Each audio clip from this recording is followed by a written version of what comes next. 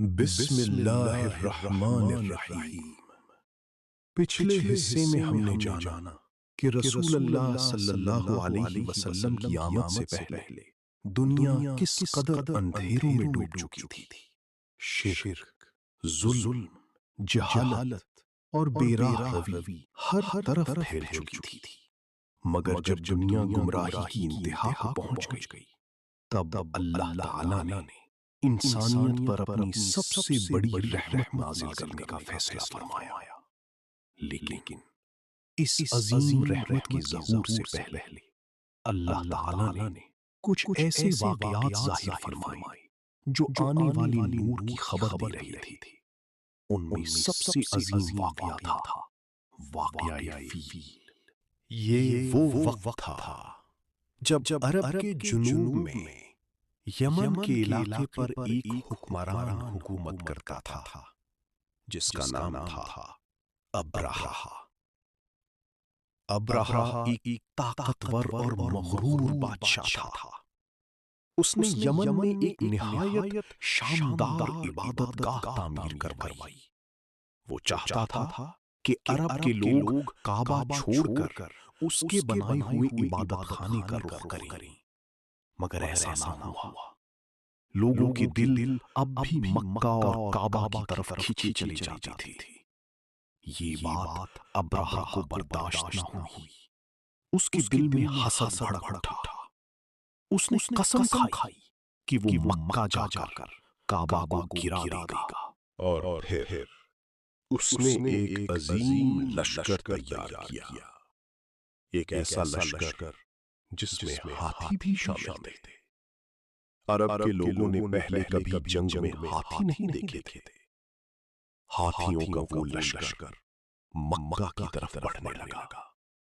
راستے میں قبائل نے مزاحمت کی مگر کوئی کامیاب نہ ہو سکا۔ خوف پورے عرب میں پھیل گیا۔ جب یہ خبر مکہ پہنچی تو لوگ پریشان ہو گئے۔ کعبہ اللہ کا گھر جسے حضرت ابراہیم علیہ السلام نے تعمیر کیا تھا، کیا واقعی منہدم کر دیا جائے گا؟ قریش کے سردار عبد المطلب جو رسول اللہ صلی اللہ علیہ وسلم کے دادا تھے آگے بڑھے۔ انہوں نے حکمت سے کام لیا مگر وہ جانتے تھے کہ اس لشکر کا مقابلہ انسانی طاقت سے ممکن نہیں۔ انہوں نے اہل مکہ سے کہا پہاڑوں کی طرف چلے جاؤ اور پھر خود کعبہ کے دروازے کو پکڑ کر دعا کرنے لگے۔ انہوں نے کہا اے اللہ، یہ تیرا گھر ہے، تو ہی اس کی حفاظت فرما۔ رات گزر گئی اور صبح کا سورج طلوع ہوا۔ ابرہہ کا لشکر تیار تھا۔ ہاتھی آگے بڑھنے کے لیے کھڑے تھے۔ سب سے بڑا ہاتھی کعبہ کی طرف موڑا گیا، مگر عجیب بات ہوئی۔ وہ آگے نہ بڑھا۔ جیسے ہی اسے کعبہ کی طرف کیا جاتا وہ بیٹھ جاتا، اور جب دوسری طرف موڑا جاتا تو چلنے لگتا۔ یہ اللہ کی نشانی تھی مگر ابرہہ نہ سمجھا۔ اور پھر اللہ کا فیصلہ آ پہنچا۔ آسمان کی طرف نظر اٹھائی گئی تو چھوٹے چھوٹے پرندے نمودار ہوئے۔ وہ جھنڈ کی صورت میں آ رہے تھے۔ یہ تھے ابابیل۔ ہر پرندے کی چونچ اور پنجوں میں چھوٹے چھوٹے پتھر تھے۔ اور پھر انہوں نے اللہ کے حکم سے وہ پتھر لشکر پر برسانا شروع کر دیے۔ وہ عام پتھر نہ تھے، وہ اللہ کے عذاب کے پتھر تھے۔ جس پر گرتے وہ تباہ ہو جاتا۔ لشکر میں بھگدڑ مچ گئی۔ طاقتور سپاہی زمین پر گرنے لگی۔ ہاتھی بے قابو ہو گئے۔